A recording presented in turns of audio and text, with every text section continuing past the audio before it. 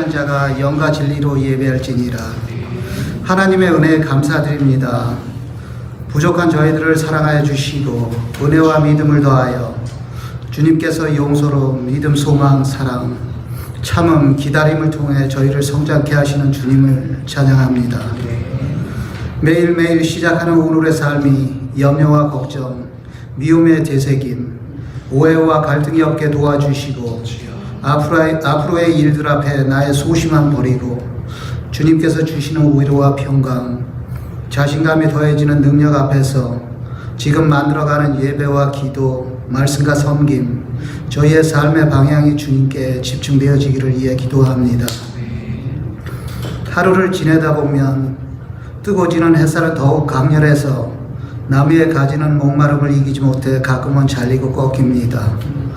늘 우리 곁에 부족하지 않고 항상 넘치게 해준 깨끗한 물, 맑은 공기, 좋은 토양이 있어 감사를 드립니다.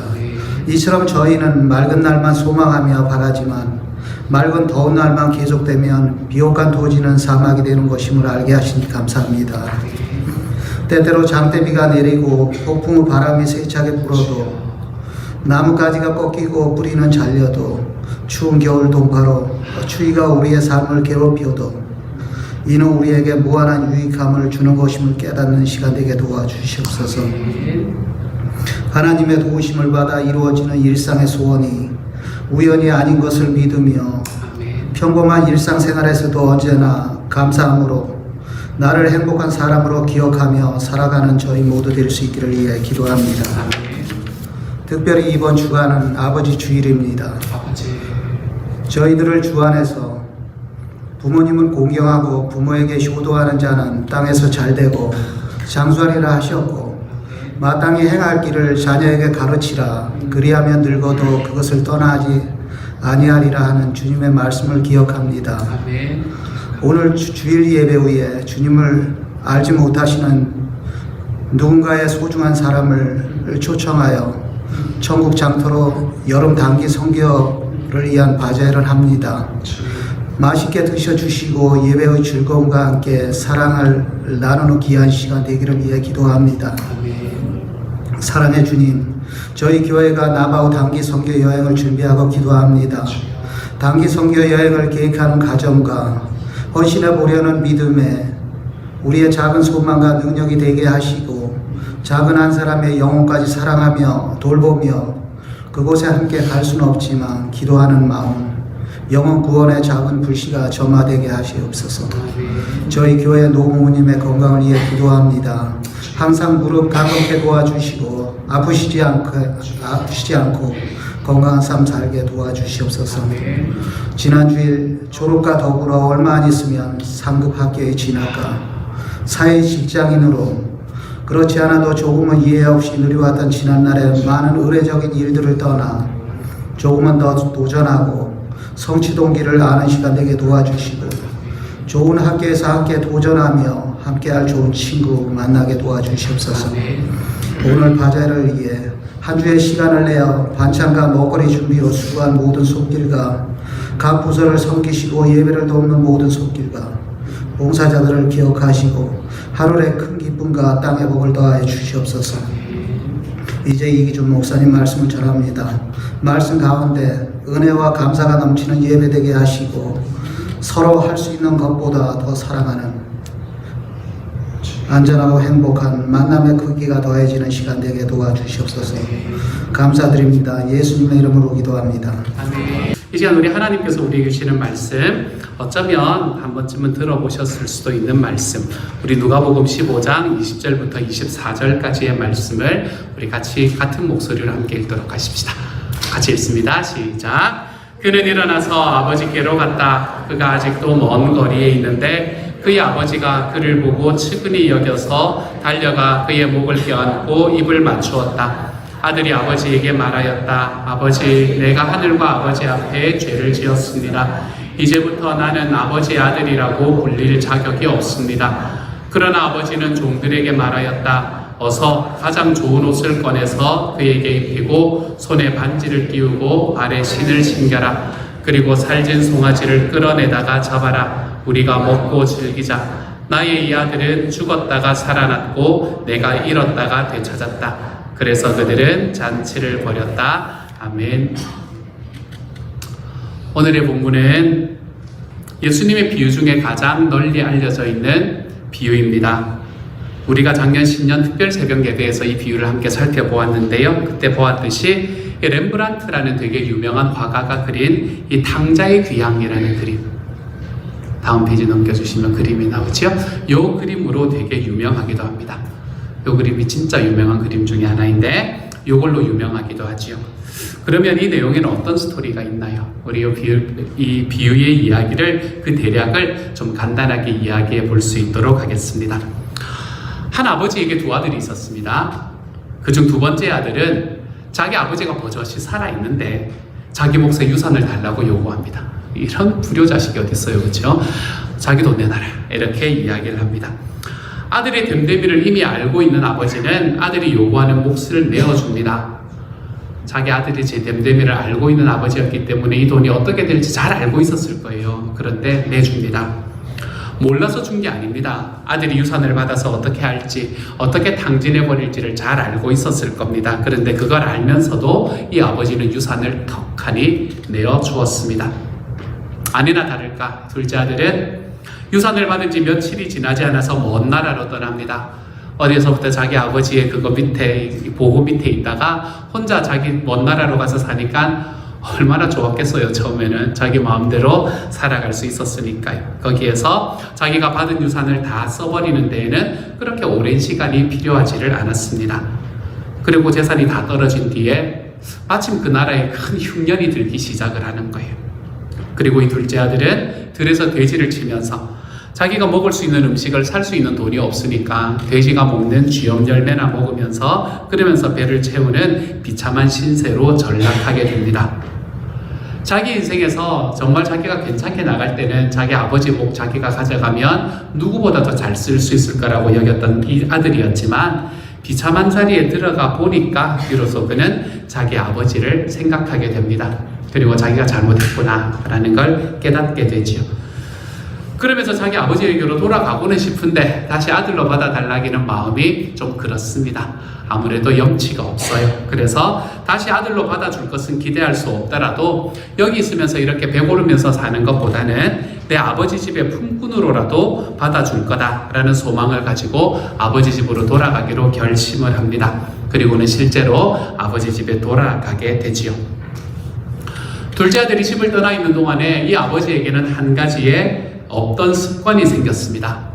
그건 뭔가 하면 마을의 길 끝에 나가서, 옛날에 우리말로는 동구밭이라 그랬잖아요, 그렇죠? 동구밭에 나가서 아들이 돌아오지는 않을까 계속해서 기다리는 습관이었습니다. 물론 성경에 나오는 이야기는 아닙니다. 요거는 저희의 상상의 산물이고 상상 속의 장면이기는 하지만 말씀을 보면 뭐라고 이야기하나 하면 그가 아직도 먼 거리에 있는데 그의 아버지가 그를 보고 측은히 여겨서 달려가 그의 목을 껴안고 입을 맞추었다, 이렇게 이야기합니다. 이 말씀은 우리에게 아버지가 매일매일 나가서 기다렸구나 라고 생각할 수 있는 충분한 상상의 여지를 허용하게 되어 있습니다. 아니 그렇지 않으면 어떻게 아들이 먼 거리에 있는데도 아버지가 돌아오는 아들을 먼저 알아보고 달려가서 안아줄 수 있었다는 말입니까? 그래서 멀리 서 있는 아들을 알아보고 그 아들에게 찾아가서 그 아들을 부둥켜 안습니다. 그래서 많은 사람들은 이 비유를 매일매일 아들을 기다리는 아버지의 비유, 그래서 기다리는 아버지의 비유로 부르는 사람들도 많이 있었었죠. 자, 아들을 이제 맞으러 갔단 말이에요. 아들을 맞으러 가니 아버지의 행동을 한번 보십시다. 아들이 초췌한 얼굴로 돌아왔을 거 아니에요. 얼굴 씻고 돌아왔겠어요. 굉장히 초췌한 얼굴로 돌아오는 아들을 멀리서 알아본 이 늙은 아버지는 그 순간에 측은한 마음이 마음속에 충만해집니다. 그 아들을 불쌍히 여기는 마음이 충만해져요. 그리고는 아들에게로 막 달려갑니다. 왜 그런가 하면 아들이 오기를 서서 기다릴 수가 없었던 거예요. 조금이라도 빨리 만나야지 하는 마음으로 막 달려갑니다. 그리고는 그의 목을 안고 입을 맞춥니다. 필시 이 아들은 굉장히 더러운 몰골을 하고 있었을 것이 분명했는데도 말입니다. 아들은 아버지에게 이렇게 말하지요. 아버지, 내가 하늘과 아버지 앞에 죄를 지었습니다. 이제부터 나는 아버지의 아들이라고 불릴 자격이 없습니다. 라고 이야기를 합니다. 하지만 아버지는 그렇게 말하고 있는 아들에게 뭐라고 말하나 하면 입 닫아라, 조용해라. 과로입니다. 제 생각이에요. 입 닫아라, 조용해라. 지금 무슨 이야기냐? 어서 가장 좋은 옷을 꺼내서 그에게 입혀라. 손에 반지를 끼워라. 발에 신을 신겨라. 그리고 살진 송아지를 끌어내다가 잡아라. 우리가 먹고 즐기자. 나의 이 아들은 죽었다가 살아났고 내가 잃었다가 되찾았다. 이렇게 이야기를 합니다. 여기서 여러분이 보는 이 아버지는 어떤 아버지입니까?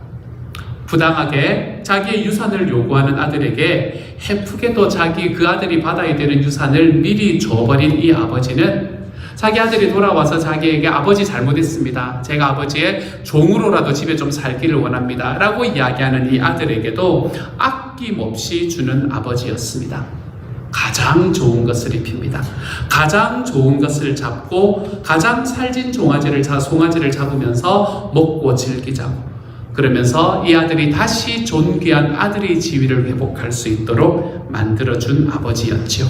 아마 이 아버지는 그 저녁에 자기 체면 다 잊어버린 채 덩실덩실 춤을 추고 있지 않았을까라고 생각해 봅니다.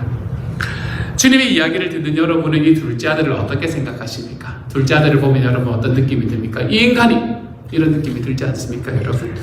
어쩌면 저런 자식이 있는가? 이 자식이 막 이러면서 이야기할 만한 그런 자식입니다. 아버지의 재산을 다 삼켜버리고 무슨 낯짝을 들고 아버지의 집으로 다시 돌아올 수 있단 말이야? 라고 생각을 할 수도 있을 겁니다. 하지만 말씀은 우리에게 하나님의 은혜가 우리에게 찾아오면 우리들은 모두가 다 하나님의 은혜 앞에서는 회복될 수 있다는 것을 말합니다. 하나님의 은혜 안에서는 구원받을 수 없는 사람은 없습니다. 우리는 하나님 앞에서 구원을 받을 자격이 있느냐라고 이야기를 한다면 우리는 누구라도 구원받을 자격 있는 사람은 없지요. 구원을 자격으로 말한다면 여러분, 이 세상에서 구원받을 수 있는 사람은 없습니다. 그렇기 때문에 하나님은 자격으로 구원을 못 얻으니까 하나님의 사랑을 막 헤프게 내어 보내주시는 거예요. 하나님의 사랑을 넉넉하게 내어 보내주시는 거예요. 내가 자격으로 구원 얻을 수 없으니까 하나님은 은혜로 구원을 얻도록 만들어주시는 겁니다. 그리고 그 하나님께서 거저 나눠주신 그 하나님의 사랑을 받았기에 제가 이 자리에 하나님의 자녀로 서 있을 수 있게 되었습니다. 사도 바울은 이런 하나님을 자비가 넘치는 분이다 라고 묘사합니다. 사랑이 넘치는 분이라는 말이지요. 하나님의 자비는 하나님을 싫어했고 대적했던 우리를 그리스도와 함께 살리셨습니다. 넘치는 하나님의 자비와 우리를 사랑하신 그 큰 사랑 때문에 그렇게 하셨습니다. 우리는 이것을 한 단어로 하나님 우리에게 표현하시는 하나님의 큰 사랑과 하나님의 넘치는 자비 이런 이야기들을 딱 한 단어로 묶어서 하나님의 은혜다 이렇게 말하게 되는 거죠.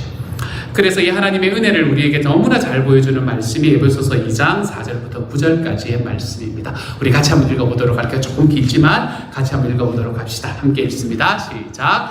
그러나 하나님은 자비가 넘치는 분이셔서 우리를 사랑하신 그 크신 사랑으로 말미암아 범죄로 죽은 우리를 그리스도와 함께 살려주셨습니다. 여러분은 은혜로 구원을 얻었습니다. 하나님께서 그리스도 예수 안에서 우리를 그분과 함께 살리시고 하늘에 함께 앉게 하셨습니다. 그것은 하나님께서 그리스도 예수 안에서 우리에게 자비로 베풀어 주신 그 은혜가 얼마나 풍성한지를 장차 올 모든 세대에게 드러내 보이시기 위함입니다. 여러분은 믿음을 통하여 은혜로 구원을 얻었습니다. 이것은 여러분에게서 난 것이 아니요 하나님의 선물입니다. 행위에서 난 것이 아닙니다. 그러므로 아무도 자랑할 수 없습니다. 아멘.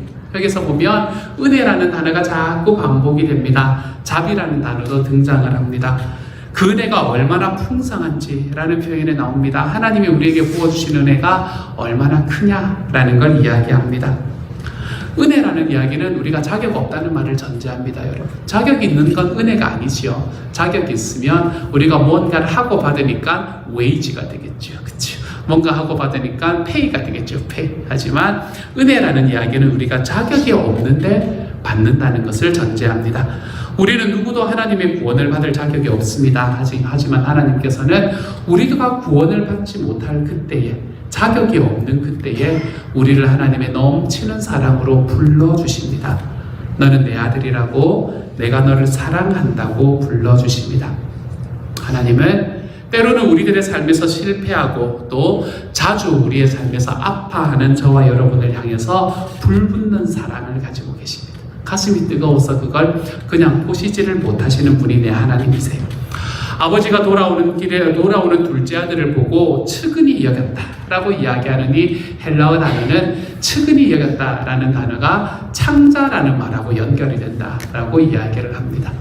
창자하고 측은히 여긴다고 연결이 되면 여러분 우리나라 속담 하나 기억나지 않습니까? 무슨 말이에요? 애간장이 끊어지도록, 이런 속담이 있습니다. 이게 지금 자기 아버지가 아들을 바라보면서 측은히 여겼다는 말, 아이고 좀 불쌍하네, 이런 말이 아닙니다. 자기 애간장이 끊어지도록 그 아들을 지금 사랑하고 있는 겁니다. 그 아들을 품어주고 있는 겁니다. 애간장을 저미는 심정으로 지금 아들을 향해 달려간 겁니다. 내 아들이 왔구나, 지금까지 기다리던 내 아들이 이제야 왔구나 하며 달려가고 있는 겁니다. 그래서 이야기는 우리가 하나님 앞에 사랑스럽기 때문에 사랑받는 것이 아니라는 사실을 가르쳐 줍니다. 이 둘째 아들이 뭐 그래 사랑스러웠겠습니까, 여러분? 또 집에 자기 아버지한테 자기 묵재산 달라 그래가지고 나가서 얼마 되지도 않아서 그 재산 다 잃어버리고 들어오는 이 작은 아들이 뭐 그래 아버지의 눈에 사랑스러웠겠습니까? 하지만 이 사랑스럽지 않은 아들을 아버지는 사랑해 주십니다. 하나님께서 우리를 사랑하시는 사랑은 우리가 하나님 앞에서 사랑스럽기 때문에 사랑받는 것이 아닙니다. 하나님은 우리의 삶의 일상에서 범죄하고 아파하는 저와 여러분을 하나님께서는 그냥 일방적으로 사랑해 주시는 분입니다.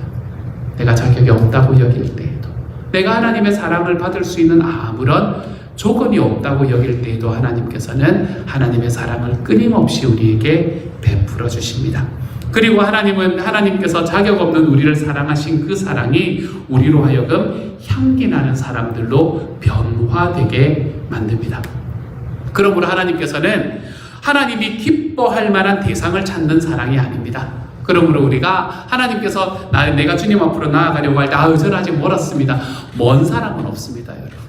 하나님께서는 자격으로 우리를 찾는 분이 아니시고 하나님께서는 우리를 향해서 자기가 기뻐할 만한 대상을 찾는 사람이 아닙니다. 도리어 그렇지 못한 우리를 찾아서 하나님이 기뻐할 만한 사람으로 만들어 가시는 분이 하나님이시죠.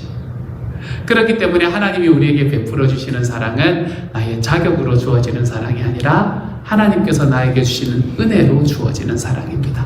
내가 하나님 앞에 괜찮은 사람이기 때문에 구원하시는 것이 아니라 내가 좀 써먹어야지 하고 구원하시는 것이 아니라 내가 아무런 자격이 없을 때 나를 먼저 불러주신 이후에 우리의 삶이 하나님 앞에 기뻐할 만한 삶으로 바꾸어 가주시는 분이 바로 우리 하나님이신 겁니다. 이 하나님의 사랑이 오늘 예배를 통해서 여러분의 삶에서 좀 느껴지고 경험될 수 있기를 소망합니다. 자, 하나의 스토리를 소개하면서 오늘의 설교를 노래로 마쳐보려고 합니다. 이 스토리는 마틴 루터라는 사람이 자기 책에서 쓴 스토리인데요. 이런 이야기를 합니다. 예수님을 상징하는 한 왕이 우리를 의미하는 가난하고 빚진 소녀와 결혼합니다. 왕이 한 소녀하고 결혼을 했어요. 근데 다 갚기에는 너무 큰 빚을 지닌 그 여인은 열심히 일하는 것으로는 결코 여왕이 될 수가 없었습니다. 하지만 그 왕은 이 여인을 너무 사랑했어요. 그래서 그 여인에게 구원합니다. 그리고 결혼식 날 그 여인은 이 왕에게 이렇게 말하지요. 왕이시여, 내가 가진 모든 것을 당신께 드립니다. 내가 가진 모든 것을 당신과 나누겠습니다. 라고 이야기합니다. 근데 여인이 가지고 있는 게 별로 없단 말이에요. 오히려 여인이 가졌던 것은 빚이었습니다. 빚. 그래서 내가 가진 것을 당신과 나눕니다 하고 이 여인은 자기가 갖고 있던 빚과 수치를 이 왕과 싹 다 나누어 가졌습니다. 그 이야기를 나누어 가진 다음에 왕은 이 여인에게 이렇게 이야기를 합니다. 내 전부를 이제 당신에게 주겠소. 내가 가진 모든 것을 당신과 나누겠소. 라고 이야기하죠. 이로써 그 왕은 자신이 가진 모든 부와 나라, 그 모든 것을 그 여인과 함께 나누는 사람이 되어버립니다. 한마디로 그 가난하고 빚진 소녀는 마침내 여왕이 될 수 있었던 거죠. 자기가 가지고 있던 자기의 무언가로 여왕이 될 수 있는 것이 아니라 왕의 사랑을 받는 사람으로, 왕의 것을 나누어 받음으로 여왕이 될 수 있었던 이 소녀처럼 하나님께서는 저와 여러분을 사랑해서 하나님의 모든 것을 부어주시겠다 약속하시는 분이십니다.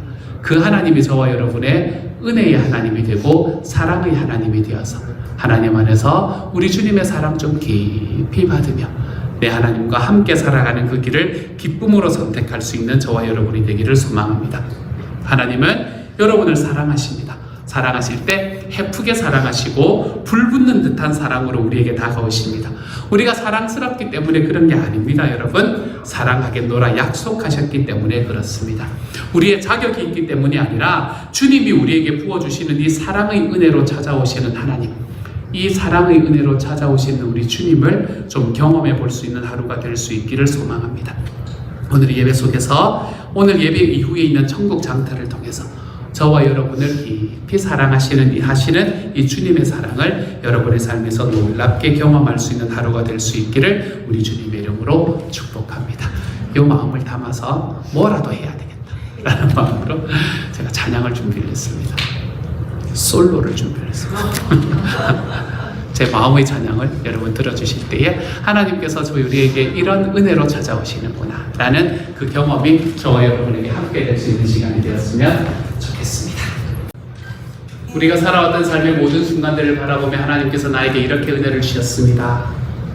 저의 고백이 여러분의 고백이 될 수 있기를 우리 주님 이름으로 축복합니다. 내가 누려왔던 모든 것들이, 내가 지나왔던 모든 시간이, 내가 걸어왔던 모든 순간이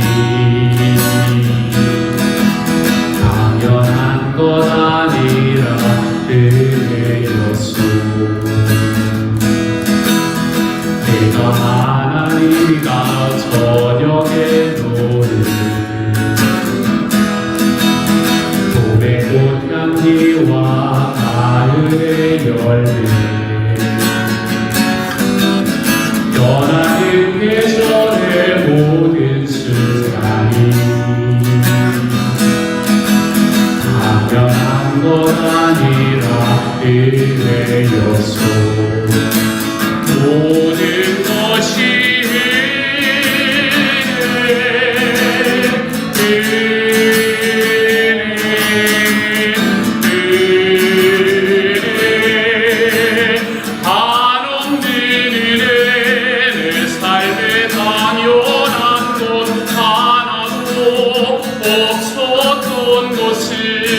모든 것이 은혜였소.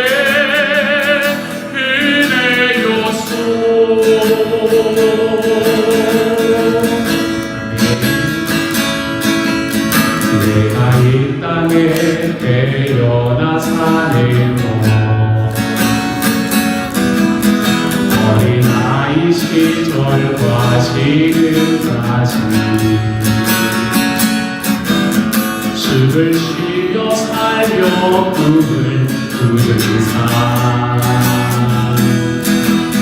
당연한 것 아니라 은혜였소. 내가 하나님의 자녀로 살고 오늘 찬양하고 예배하는 삶,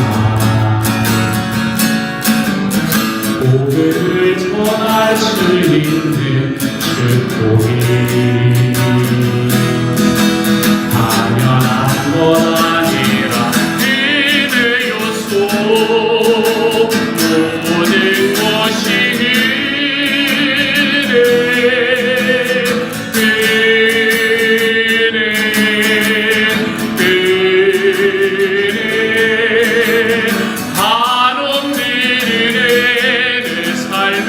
당연한 건 하나도 없었던 것이 모든 것이 은혜였소.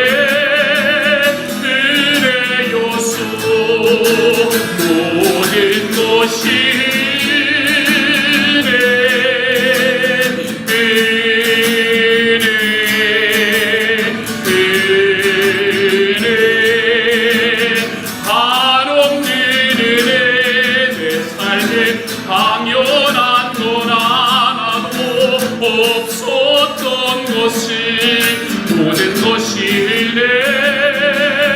은혜였소. 모든 것이 은혜였소. 모든 것이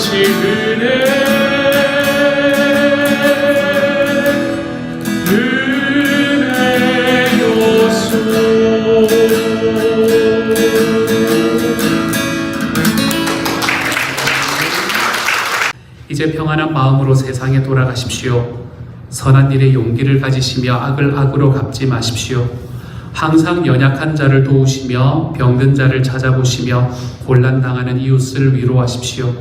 모든 사람을 존경하시며 주님께 봉사하고 주님을 사랑하십시오. 모든 일을 믿음과 사랑으로 행하시며 어떤 일에도 소망을 포기하지 마십시오. 그리고 거룩하신 성령님께 순종하여 기쁨과 감사의 생활을 해나가십시오. 우리 하나님 아버지는 여러분을 항상 도와주실 것입니다. 지금은 우리를 죄에서 구원해 주신 우리 주 예수 그리스도의 은혜와 하나님의 사랑하심과 성령님의 교통하시는 은혜가 주님이 우리에게 거저 주시는 사랑과 은혜를 경험하고 자격이 아니라 은혜로 받는 구원을 감사로 붙잡아서 더 낫고 더 행복한 삶을 살기로 선택해 보기를 다짐하고 일어서는 모든 식구들 한 사람 한 사람에게 지금부터 영원토록 함께 계시기를 간절히 축원하옵나이다. 아멘.